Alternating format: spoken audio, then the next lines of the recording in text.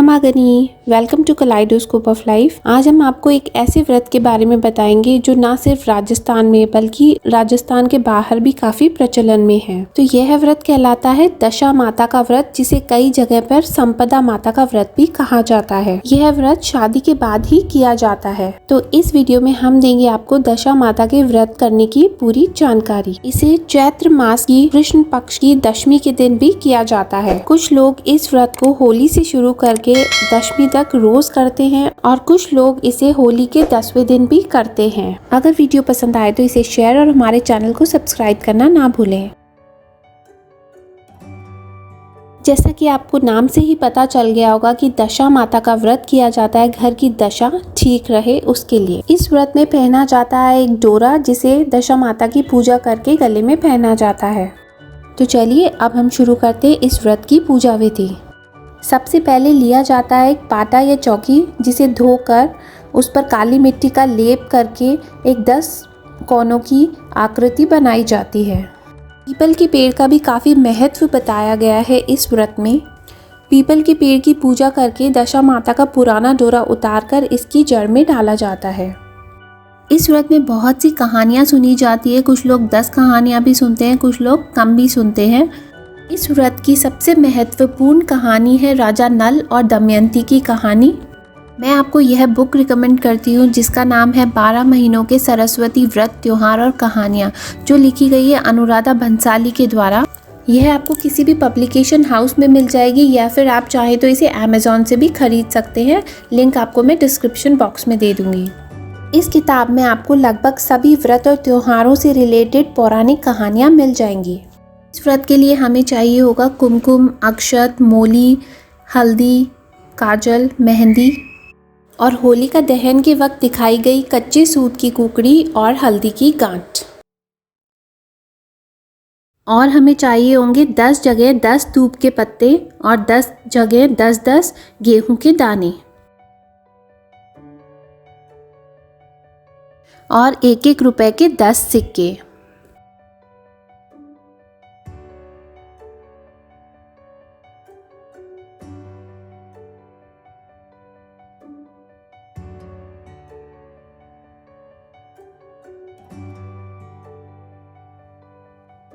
हम बनाएंगे सबसे पहले कुमकुम का साथिया बीच में,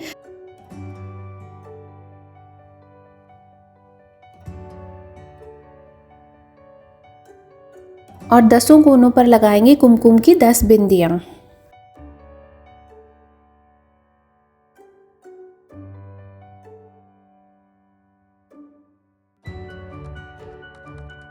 उसके बाद हम करेंगे कलश की पूजा, जिस पर हम मोली बांधकर सथिया बनाएंगे कुमकुम से। इसके बाद हम करेंगे गणेश जी की स्थापना। आप चाहें तो आप गणेश जी की प्रतिमा भी रख सकते हैं। अगर आपके पास गणेश जी की प्रतिमा नहीं है तो आप सुपारी पर मोली बांधकर भी गणेश जी को विराजमान करा सकते हैं। इसके बाद गणेश जी की पूजा करके उनको लगाएंगे गुड़ का भोग।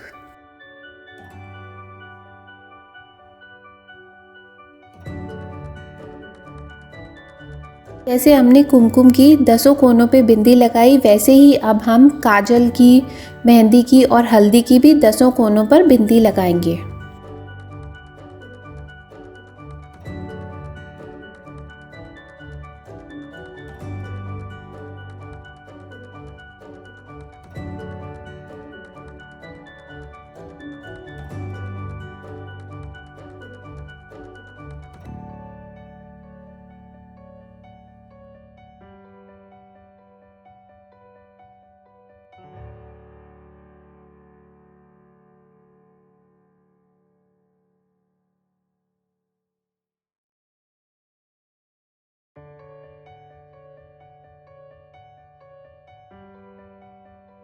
इसके बाद बीच के चौके पर हम कुमकुम, काजल, हल्दी और मेहंदी के भी 10-10 बिंदियां एक साथ लगाएंगे।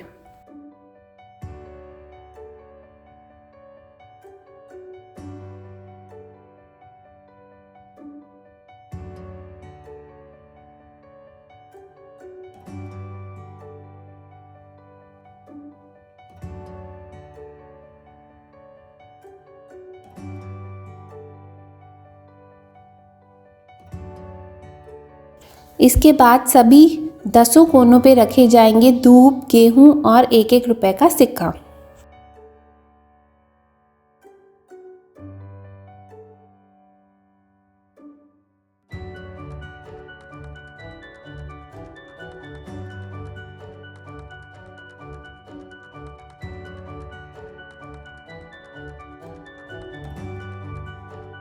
पूजा शुरू होने से पहले ही बना लिए जाते हैं कच्चे सूत के 10 तार वाले धागे, जिनकी लगाई जाती है 10 गांठें और उन्हें हल्दी में रंग दिया जाता है। एक धागा निकाला जाता है गणेश जी के लिए, बाकी सभी पूजा करने वालों के धागे होते हैं।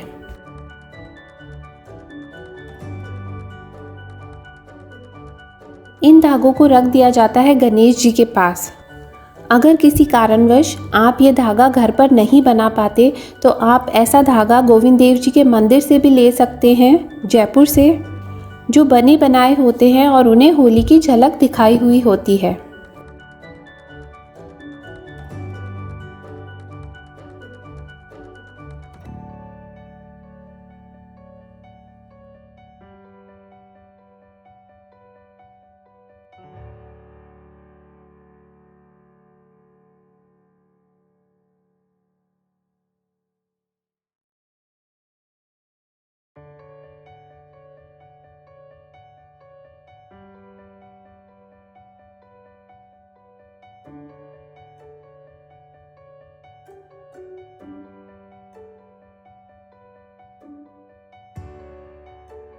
इसके बाद पीपल के पत्ते पर कुमकुम से दशा माता बनाकर उनकी पूजा की जाती है।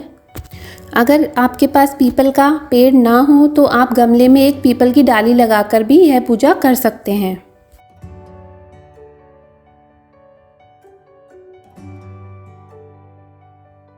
इसके बाद सभी जने एक एक करके गणेश जी और दशा माता की उसी विधि से पूजा करते हैं।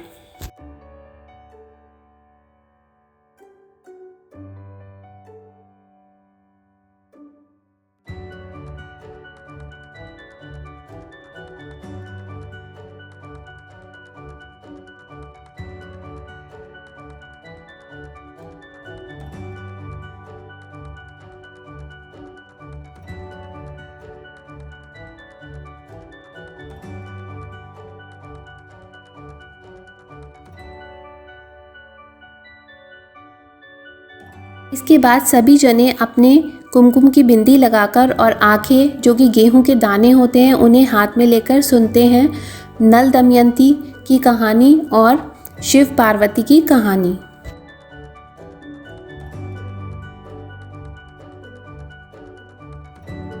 लाई जो मछली तो लेगी और अभी का पेट में वो मूंगड़ो पड़े हर चीज वो हार तो मिल गई मछली लेगी तो बात वो हार आप नाद और पहन ली और वो मूंगड़ो पहन ली बात तो राजी उसे नीचे आई कठिन पड़ोस में ये 3 दिन हो गया तू तो आई को नहीं तेरे वो मैं लेगी गोखरू तू तो लेने बन को गोखरू हो तो लेने जा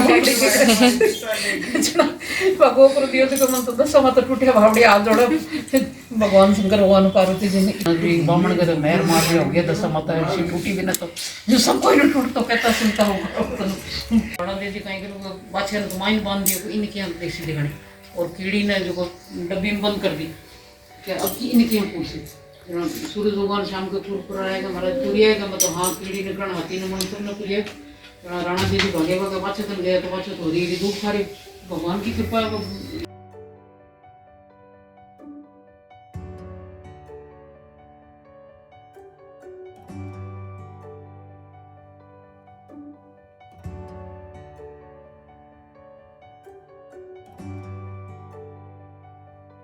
कथा के बाद सभी अपने पुराने डोरे उतारकर पीपल के पेड़ में डाल देते हैं और जो नए डोरे होते हैं उन्हें धूप दिखाकर सबसे पहले गणेश जी को चढ़ाया जाता है, फिर सभी को दे दिया जाता है और सभी अपने धागे पहन लेते हैं।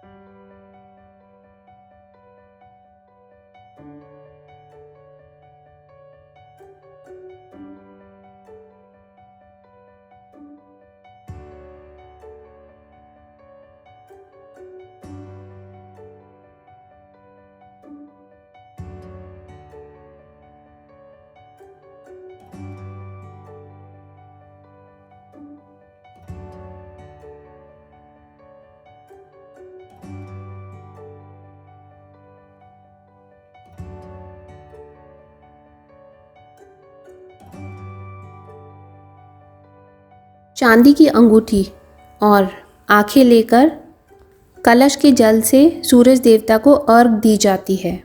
इसके बाद सभी भगवान और बड़ों का आशीर्वाद ले लिया जाता है।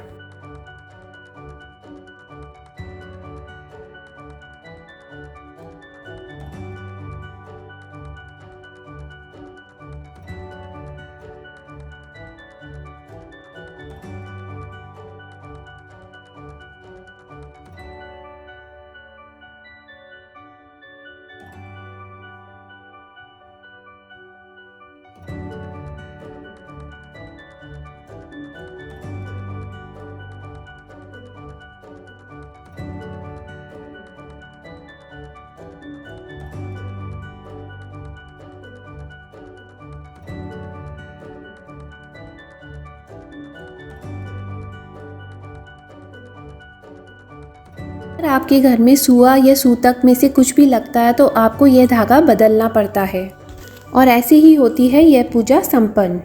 आप कहाँ से हैं और आपके यहाँ कैसे की जाती है दशा माता की पूजा, हमें कमेंट करके ज़रूर बताइएगा। मिलते हैं आपसे नेक्स्ट वीडियो में, तब तक के लिए खमा गनी।